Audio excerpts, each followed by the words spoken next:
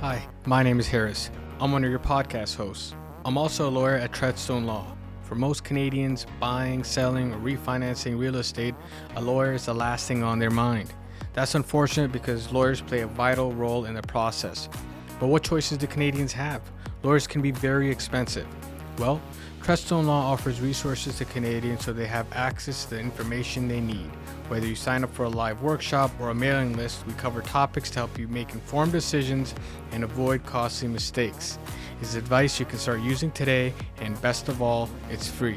Visit treadstonelaw.ca/MAS offer or click the link below to get access right now. If you're looking to retain Treadstone Law, it's never been easier. Our entire process is online. From completing the retainer agreement to your signing appointment, everything is done from the comfort of your own home. We're your digital lawyers. The best part of it is that you don't pay anything when you're retaining our firm. Visit treadstonelaw.ca/MAS offer or click on the link below to retain us right now. Enjoy the podcast.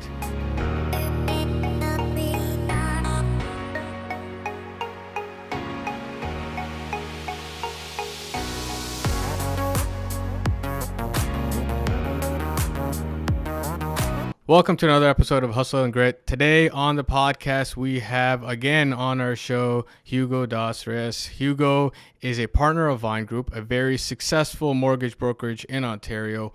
Welcome to the podcast, Hugo. Thanks, Harris. Thanks for having me again. I had a really good time the last time.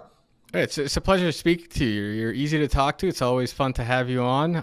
You're very insightful. Last conversation, for those of you who haven't checked it out, check it out. I think we had a good conversation there. Today, though, we're going to do a little bit of a different twist. Today, I wanna kind of delve deeper into who Hugo is, your kind of origin story, for lack of better terms.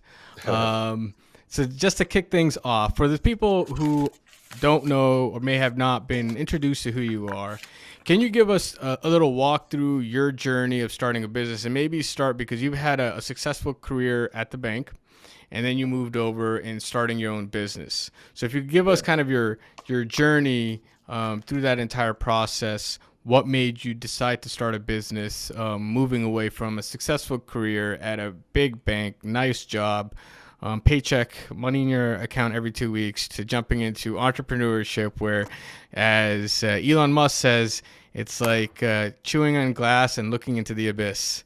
So what was your journey? If you don't mind, maybe I can go a little bit further back than that, because I think there's some elements to the story as to where I am that were very crucial in kind of building, where I'm at today. And I'm still really starting out in terms of what I like to do. I should say I actually never finished high school officially. I don't know if you remember, I'm not sure how old you are, Iris, but I was part of that OAC year, which was like in Ontario, it was a grade 13, basically. I was the last year, I was born in 84. So I was the last year of OAC. And, at that time of my life, I was having a lot of fun in high school. And I had a couple credits that I needed to get. And I ended up having to go one more year to high school. So this would have been year 6. And at that moment, I fell in love with someone who's actually my wife still. And I just didn't care about school. I was like, you know what? I need like 3-4 credits. There's no point in me doing one whole year. At that point, I probably would have been 19, I think. More of school just to get these credits. So I decided for that year just to kind of work. I was working in a retail shop, to be honest. And I didn't really have any crazy ambitions. I just know I wanted to do something. And I was just kind of, living in the moment, really enjoying myself. I just wasn't motivated by school at all. So, after kind of that initial period, you fall in love and you're like, okay, we got to figure out what to do with our life. We're both dropped out of high school here. And, we decided, okay, I'm going to apply to college at that time. And then probably now you can apply as a mature student. We both applied as a mature student, and we both did extremely well in college. And it was like a business admin type program that I went to. And I realized, I did so well. I'm actually really motivated. I love all these courses that I'm taking. I'm going to go now and get a university degree. So I ended up doing that, ended up getting 2 degrees out of it. And it just kind of really reiterated that, I just wasn't motivated at that moment in my life. And there's nothing wrong sometimes with not being able to excel in that environment. You just have to find a path that works for you. And I just happened to enjoy all things that were related to business, from the marketing and the finance and all the things that I was getting into. So I ended up finally getting a couple degrees. And at that moment, I think I was in my mid-20s, because I was a little bit slow with the whole education part. I kind of then ended up at the bank. And I think at that point in my life, I had been almost reinvigorated, like, hey, you know what? I'm actually pretty good when I put my mind to it. And I had excelled in both college and university. And it kind of remotivated me to kind of think really, really big and want to do something. Whereas before, I was just living day to day, going out and all that sort of stuff that you do when you're younger. And all of a sudden, I was just motivated and I wanted to do some big things. I just didn't know what. I was like, I want to do something. I don't even think at that moment I was thinking of being an entrepreneur or being involved in my own business. I just wanted to kind of continue to explore, read as much as I could and find a path. I ended up going to a big bank. I started at Scotiabank as kind of a really almost like entry-level account manager, but this is my first like real job. So I had like a suit, they gave me an office, I had a business card, and at that moment I thought it was so cool. I was just trying to give everyone a business card, even if it was a random person who had no reason to call me. You just that's exciting, especially when you have your own little office and everything. But again, I was just an account manager. Basically my job entailed soliciting things like credit cards and investments and mortgages and things like that, right? And I had never even done a mortgage. I had never owned a home at that moment in my life. And I'm talking to people about getting a mortgage. So it was really interesting to kind of get all the nuances and all the different things that exist in a banking world. But it was also interesting to see all the different layers of a corporate structure. Working for a bank like a Scotiabank, it's interesting how many layers there are until like the CEO level.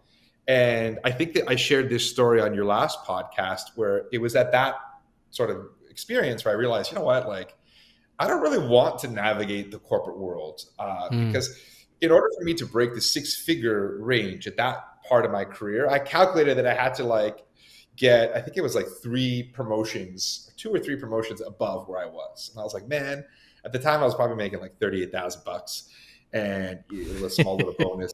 My first sort of job, right? And I was like, man, in order for me to break 6 figures, I got to get like this job for like 2 years, and then I got to do this thing for 2 years with some more courses, and like it was just this whole like bureaucratic process. And I was meeting all these people. This is where I shared with your last podcast, and I was like interacting with all these people. Had access to their profiles, and they were sitting in front of you saying, I want to do this, I'd like to open this thing, and you're looking at the profile thinking like, man, they do pretty well. And I identified the 3 types of people that I felt were the most successful, at least financially anyways. And, they were the professionals, whether they were lawyers or doctors, engineers, those sort of fields where you're almost more likely to be at a higher income bracket, and I was seeing and having conversations with those individuals. And, at that moment in my life, I was like, I've just done a bunch of school. I don't want to do any more formal training. So that wasn't an option for me to be financially sort of better off. The second one was the self-employed route, where, okay, I've got a lot of individuals that are self-employed and they're doing really, really well. Again, at that moment in my career, I just didn't have a business or any sort of idea as to what type of business would work for me. So I was like, this could be an option, but I'm going to park it. And the third one that I noticed had a lot of success were these sales individuals, all kinds of salespeople, like insurance salespeople, just sales in general, period. Yeah. And I was like, man, this guy or this lady, they're doing really, really well, and they're just doing sales. And I was like, I could probably do that. I think I just have to find a niche. And in the world that I was operating in at the bank, because I was doing a combination of investments, a little bit of insurance, banking type of accounts, and then mortgages, I happened to really, really excel on the mortgage side of my, portfolio. Eventually I got pretty good at it and I kind of understood it. And, it was at that point that I moved to a downtown office at Scotiabank. I worked out of the main bank on King and Bay Street. And, I think I was pretty decent. I was recognized at Scotiabank as being a top performer in that sort of downtown core. And it was extremely competitive. I'm going from a small little branch in Etobicoke where there's like, I don't remember, maybe, 20 people total, of which there was like 2 other people like me, to a downtown bank where there's well over 100 people in one place. And there was probably like almost 20 people like me. So extremely competitive. But I got a little bit of confidence and I started to do fairly well. And I started to build a bit of a social network in the downtown Toronto community where you're dealing with a lot of professionals and building a bit of a name for yourself and having some expertise in something that, others perhaps are not delivering at the level that I thought I was able to do. And it was at that moment where I realized, I actually like this a lot. And I have a mentor who's actually my business partner now, one of my business partners, which is David Gonsalves, who had already been in this industry for such a long time as a mortgage specialist and had been really, really successful. And I, would often sort of connect with him, and I almost mapped my sort of career path around the possibility of becoming a mortgage broker. Because I knew what the opportunity could look like financially and in terms of independence. And the fact that I was already doing pretty well at it, I felt that it was just a natural next step. So I basically kind of made the unusual step of going from the bank into directly to the mortgage broker channel, which is unusual because generally people join the mortgage broker channel. They'll normally go to like a mortgage specialist role, which is like you work at a bank as a mortgage specialist and you're 100% commission based. Usually that's the path a lot of people will take because it's slightly lower risk because you're generally given a bit of branding behind you, whether it's RBC or Scotia or whoever you're working for. You have the brand recognition. Sometimes you're getting leads available. And I know in some cases you get a little bit of a compensation for the first few months while you do a training program. So a lot of people will jump into that, try to figure out the ropes, and then potentially move into the broker world. I went right from like having a salary job right into the broker world. And again, it was just kind of that sort of fire, that passion in me that like, I can do this, I'm sure I can make it work. At that time, I had just been recently married with my wife who, I've been with at that time for, almost 10 years. And we didn't have much overhead. I didn't even have a car in my name anyways. I lived in the city. So I was like, you know what, because I'm going to make $0, I have to minimize my expenses as much as possible. So I didn't own a car at that time. I think I was probably pushing 30, to be honest. And I just I don't even think I was Ubering. I was just commuting wherever I needed to go. It was kind of, what's the expression? Like fake it till you make it, basically, right? You're dealing with people offering the mortgages and you're trying to present a really confident sort of exterior. And, that first year, it was great. I think I doubled the income that I was making at the bank because I was self-employed, I was commission-based, and I was just hungry to put myself out there. And as you start making connections with clients and realtors and all these people that you're doing business with, and deals start coming in, it's very addicting. You're motivated to do even more. Whereas at the bank, particularly in a salary role, you're generally not necessarily motivated to I don't really feel like working overtime because I could work double the amount of hours and I'm not necessarily going to get paid more for it. So it's a really equitable compensation format, I think, is you get what you put out of it. So that's kind of like that. That's kind of where I went to where, how it really all started that first year. And that's when I really said, you know what, this is it. I'm going to be self-employed for life. And I think I told everyone that I knew, you should be self-employed. Find your journey, find whatever it is that you like, man, whatever it is. If it's making pen caps and just be the best pen cap maker in the world, be passionate. There's all kinds of amazing success stories of people that created businesses out of things that we take for granted all the time because no one else really put any thought into it. So I remember just telling everyone, I can never go back to being working for a corporate job. And there's nothing wrong with that. I just think it takes a specific type of person to be self-employed.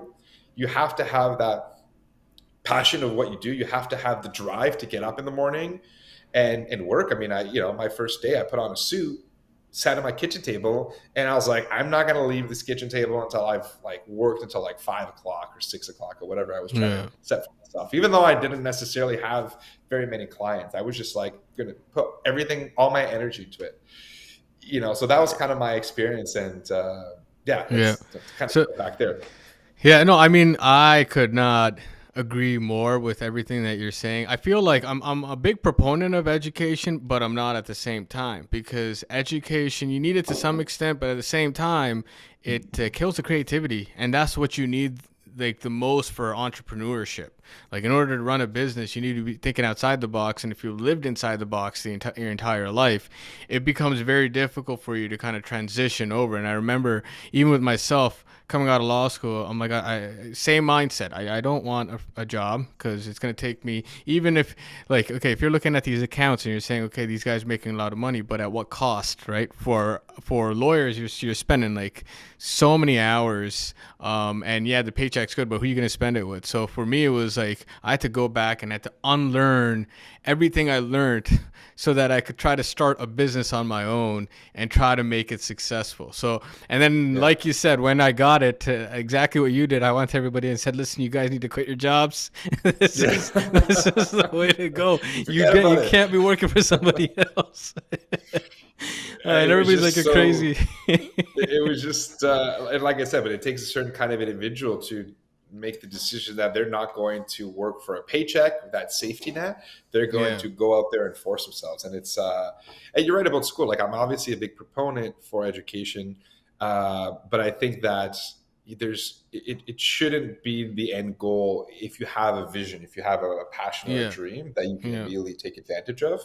But in my case, it sort of was the reason that I kind of got reinvigorated, almost, inspired. And I realized, hey, you know what? Like, I know I dropped out, but I've actually done really, really well post at it. But because I'm actually passionate, I actually enjoy what I'm learning. So I was able to be very successful with my grades and everything.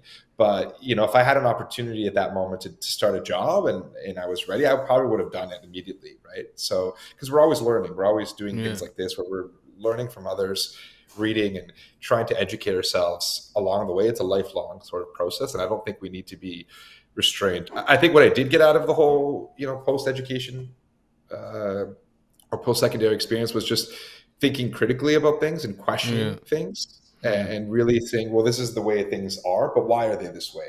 And who created these rules? And like, how do we break these rules and make it bigger and better? Like, that's probably what I really got out of it. That benefited me the most, I think. But did you get that from education, or were you kind of creative yourself, and then that's the perspective you brought into education and it kind of fused? Because I find, and I'm not knocking on education. Nowadays, education is more like teaching you what to think and not how to think. How to memorize things. Yeah, you got to memorize it, throw it back, and then you just keep going along. And then every single, and psychologically, you think, you know what? I finished 1 year of like undergrad or high school. Now I'm in year 2. That's why you have grade 11, 12, whatever. And so psychologically, you think you're progressing. But in reality, it's kind of just training you to what to think and not necessarily how to dissect things, and that knowing that even like you just said, you want to be a pen cap maker. Yeah, you do need them. Like, people don't really realize that you do need those kind of individuals, and the ones who understand how to make the best ones do really well for themselves because they're contributing to society as opposed to just kind of, again, throwing back what filling the needs of it. Exactly. And I think and I think more than ever, and just, I'm not trying to be negative about the reality of the world, because we were just talking about Chat GPT just before this call, and AI and all that sort of stuff. I think that I always tell people, as much as possible, try to create value in whatever it is you do, because jobs evolve, things get automated, things that we put value in no longer exist anymore. So whatever it is you do, always have skills that can be transferable into the future and always create value, because things like, off the top of my head, you're a bus driver or an Uber driver. I think it's very realistic in the near term, whatever that looks like to you, 5 to 10 years, it could be replaced by automation. There are already cities that are implementing, and I already have, I don't know if they're pilot projects, cabs that are self-driving, right? And I know it sounds very sci-fi, but we have the tech to do that. And those types of jobs, if that's kind of where you're getting into today, have a path on how you may be able to add value into another, or maybe get out of that world and go somewhere else, because you could be replaced. And that applies to all kinds of different things right now. So, this is why I think, I mean, it's not even just the Uber drivers. I know that like first-year lawyers are having issues with ChatGPT because ChatGPT could, it just throws back information. First-year lawyers, second-year lawyers, they're doing a lot of research, and if you could just ask a program, send me all the cases or whatever, it's done in 2 seconds. And so now you have to think more critically and figure out how to interact with that program and ask them the right questions to get the right information out. So, I mean, it's already happening. But I want to kind of jump back to kind of your part of your origin story. So you said that you started Vine Group. Can you give us a little bit about how you started Vine Group and your entire brand. And what I'm kind of looking for is I find that a lot of individuals who may not have started their own business but think of starting their own business think that, you know what, day one I gotta have this crazy office with somebody making my coffee because I'm an entrepreneur. And then you hear the stories of like Apple or Microsoft or whatever, these big companies starting out of their garage. So what was your kind of experience with starting Vine Group? You and your partners, did you guys start off a garage, or did you right away kind of say, hey, listen, we need to get an office in just because our business needs it? What was that kind of start? Yeah.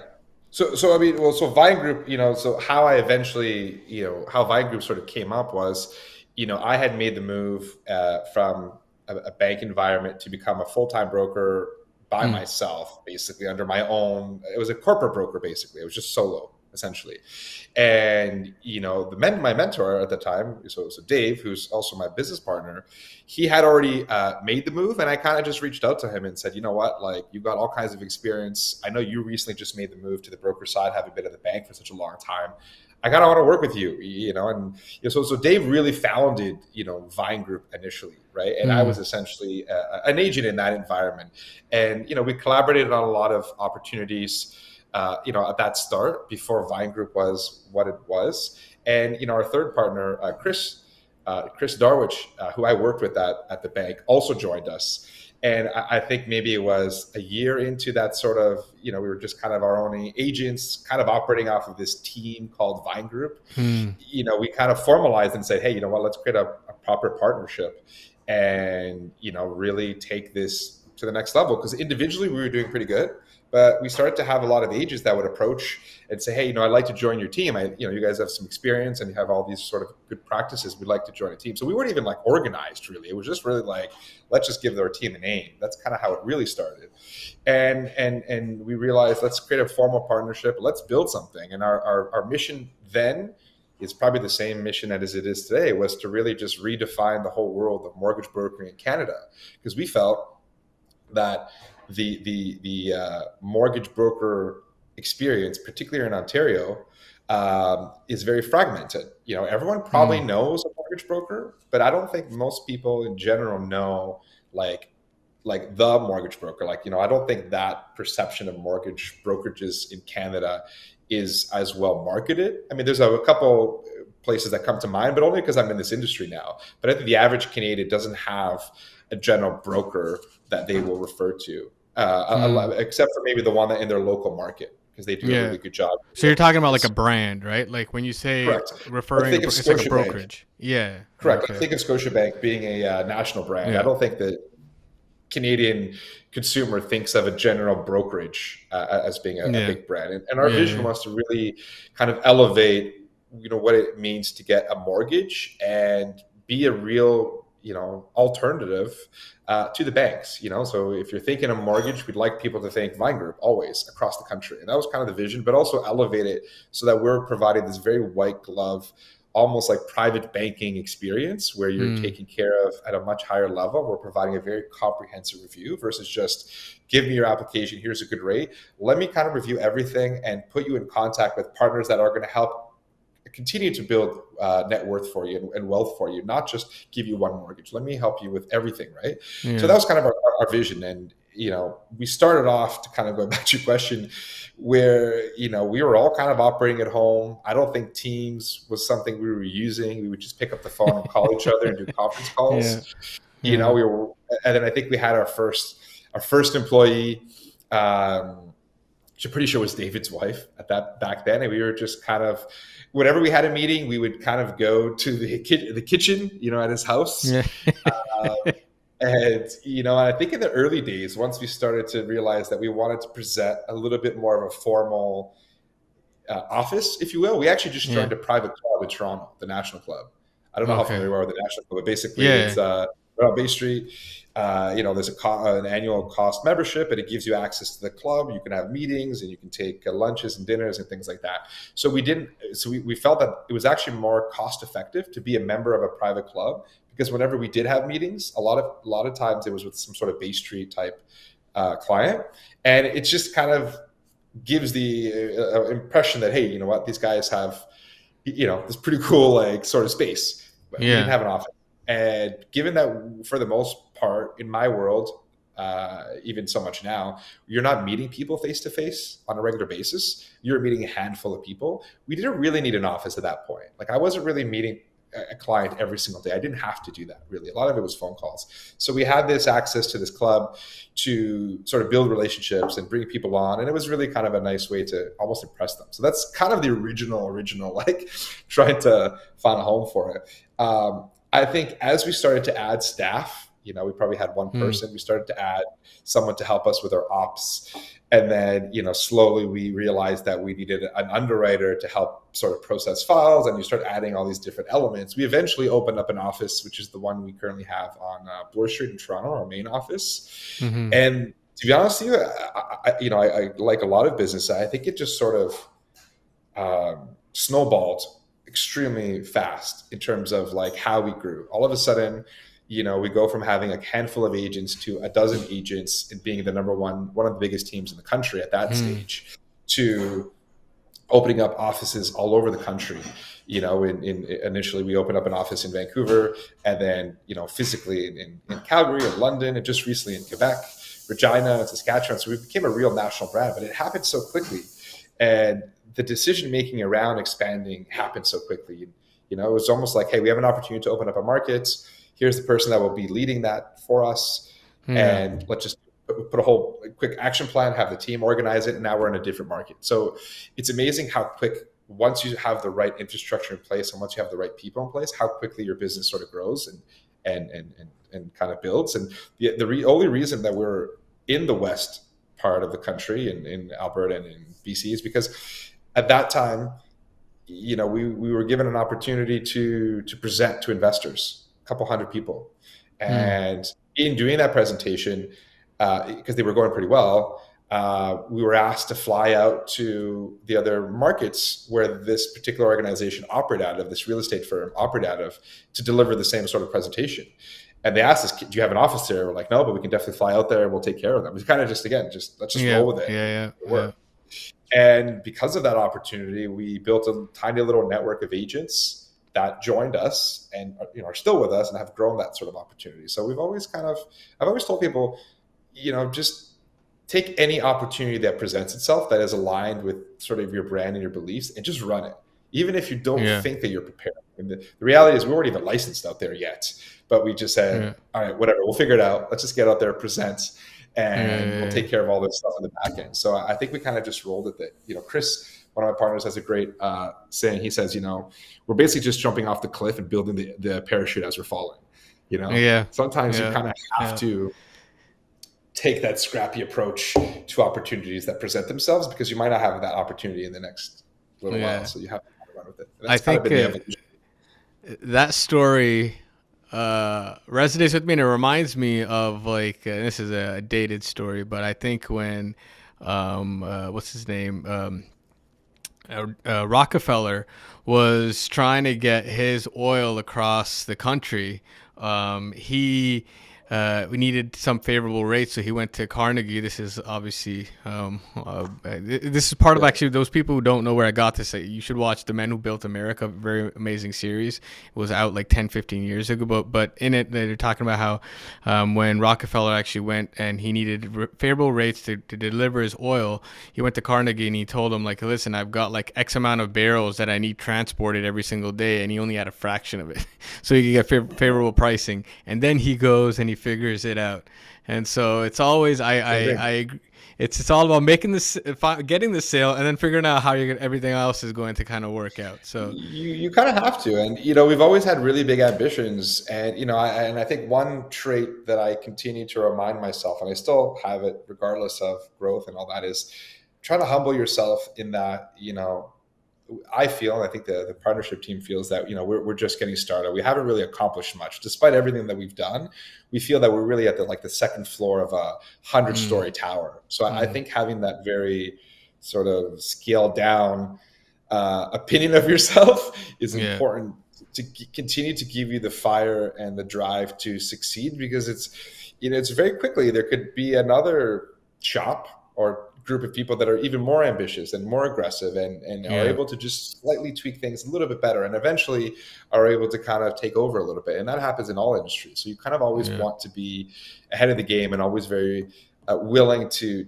work hard and have that sort of vision Yeah. to grow. So I think that's been important for us as we grow, because I do feel like there's so much potential in the market and so much growth. And I read a book once. Man, I wish I had the name. I don't have it off the top of my head. Where you should always look at your business with a sense of continuity, like with an infinite continuity. You should never look at your business with kind of an end goal, like, you know, setting a goal for yourself, like, I want to be the biggest mortgage brokerage in Canada.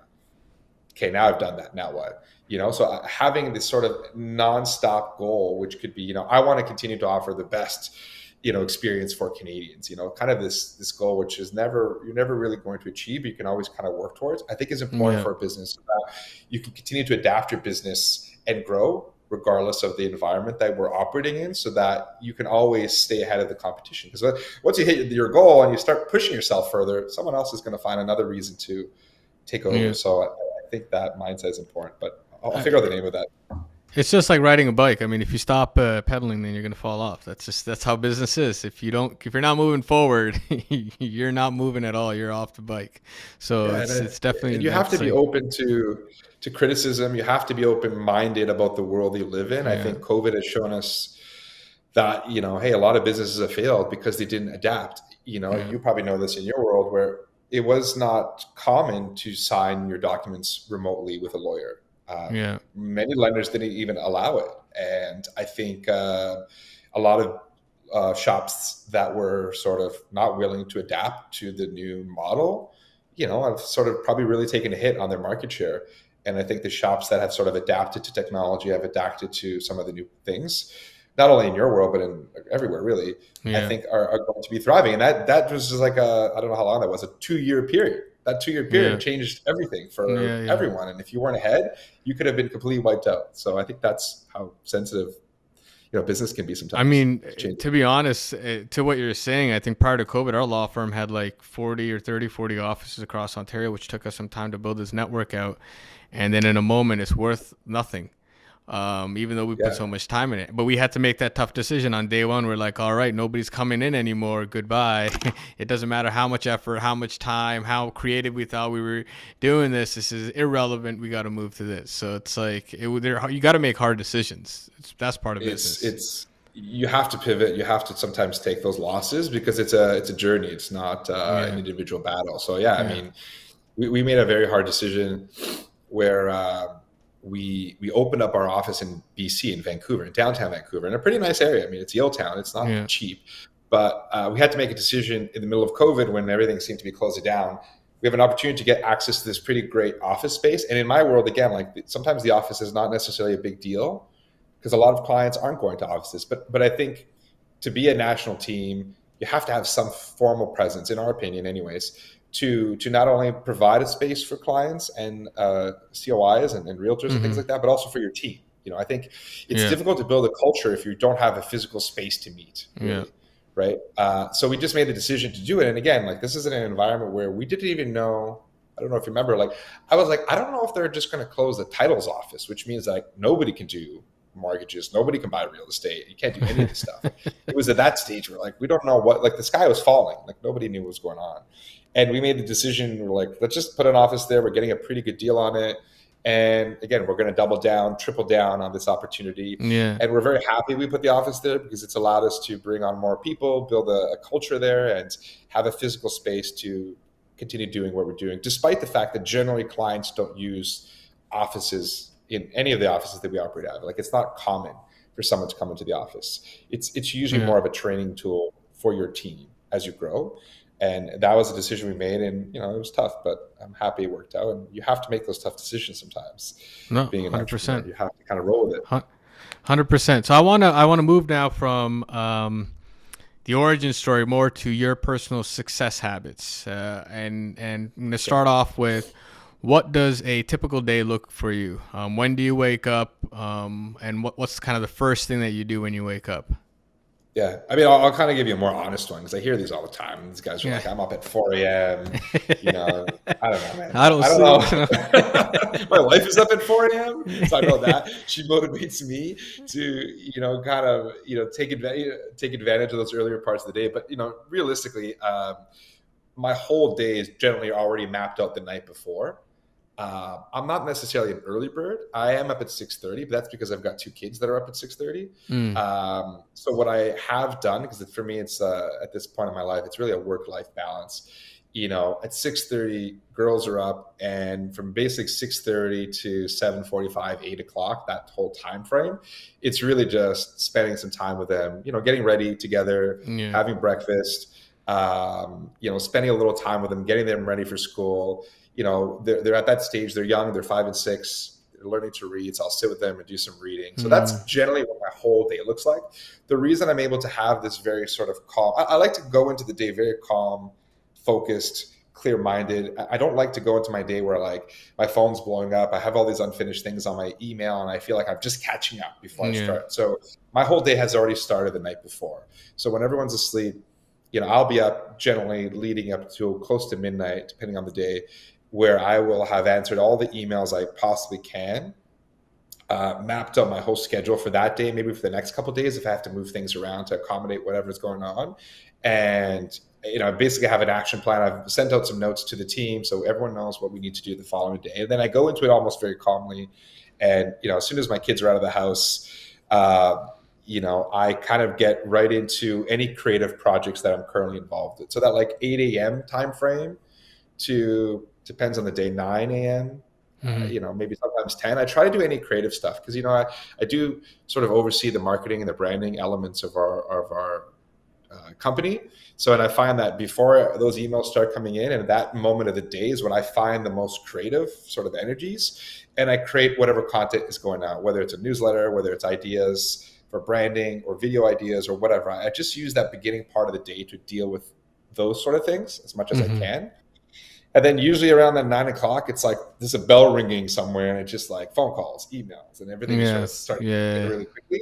But I do find that in my world, there's a bit of a wave where it's like 3 cycles. There's the initial morning wave where it's like everyone is sitting in front of their computer, blasting off emails to try and get things started. So I expect that wave. So that 9 to like 10, 9 to 11 time frame, it's just a wave of random stuff that's coming in that we're dealing with and sort of combing through. The second wave is usually around the middle of the day. I find that any particular projects that have started that we've kind of said, hey guys, let's kind of get this going, Mm, we'll have some sort of status update halfway mark of the day. mm, And then at the end of the day, it's kind of a final rush of people trying to reach out. Maybe they want to get on a phone call. Maybe you're trying to deal with some last minute problems. So it's really just to try to make sure I close the day out with any urgencies or priority things that have been taken care of. And as much as possible, I try to stop my day around 5 to 5:30, like in that time frame is where I like stop checking my emails yeah. or phone calls or whatever, because my kids are home at that point. And I try as much as I can to spend that whole time with them because they are going to bed like at 6:30. So they're in bed 6:30 to 6:30, like every day, like robots. Yeah. So that's not really much of a time to spend with them.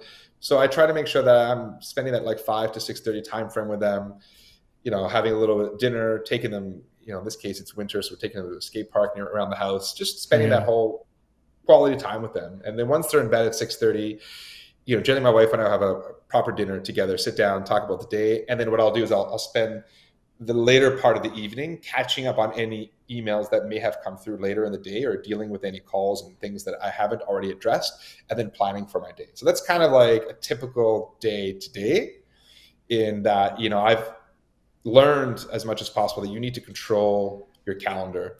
And I'm very meticulous about planning things because I feel like I can achieve a lot of stuff more than a regular person can because I spend so much energy managing my day, my calendar. So my calendar is broken down into 15-minute increments.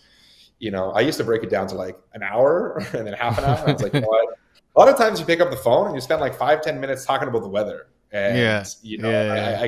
depending on the conversation I'm having, you're going to have those calls. But sometimes they're unnecessary. So I try to be extremely efficient with any time I'm using so I can take something and get it done in 15 minutes if possible versus spending half an hour sort of shooting the Yeah. breeze. And it just allows me to get more stuff done. Eliminating any unnecessary meetings as much as possible because I think sometimes they can be very unproductive. So I think I prioritize a lot of that calendar management, but also that work-life balance. Because again, there's no point in doing all this stuff and being so plugged into your worlds where you can't take a very small amount of time for those loved ones, whoever it is. My case, it's my kids and my wife. So I think it's important to spend that time because it allows me that mental sort of, what's the word? Just that sort of that healthy mental mindset. It can't just be all about working and grinding, and there's nothing wrong with that. But you have to have that balance to recalibrate and just come down to earth with your loved ones. So that's a typical day, I guess, on average. You definitely need a break, and the thing is before you know it, your kids are going to be growing up too. So I feel I see a lot of people who are kind of so engrossed in their work, and they don't even know their kids went from like a year to 15, and they're like, "What the heck happened?" That's one thing that I can. I feel very fortunate that I'm self-employed, that I have the opportunity to spend a lot more time with my kids than maybe the average person would. So I don't think that at the moment I have any regrets in not having spent time with them. So I feel like that for me is really important. And I feel that if I can spend more energy on managing my day better, it should take away from my ability to operate at a very high level in my work either. Right. Like, I think it's just prioritizing your day. I'm a little bit of an old school soul. I still get I've got some newspapers. I actually like you got print newspaper. Yeah, but I enjoy, and I get it every day. And I don't know. There's something about sitting down, reading it, and absorbing. I also use it as a notepad. I don't know if you can see all these scribbles everywhere, but I use it as a notepad when I'm talking. I don't know. I'm a little old school in that. I really appreciate printed media and absorbing it. I find that it's a different pace. I also enjoy podcasts. I enjoy little mini segments, but I really kind of appreciate just sitting down and reading it. I don't know. It's just my thing, I guess. And no, I mean, I love reading too. I can't read too much on screens, but a newspaper, I don't know. I don't think I've ever seen a printed newspaper in the last 2-3 years. Yeah, no, I don't know. It's become this weird thing where I spend 15 minutes in that initial part of the day, and I'm just having a coffee, and I just feel it's not like answering an email. It's not like watching a podcast or that. It's just, it's slow. It just helps me kind of get into the day a little bit more informed. But that's kind of my approach still. Yeah. So last question to wrap this off. What's the last thing you do before you go to bed? The last thing, oh man, I'll be completely honest with you. I like to give you a really cool answer, but it's really just, I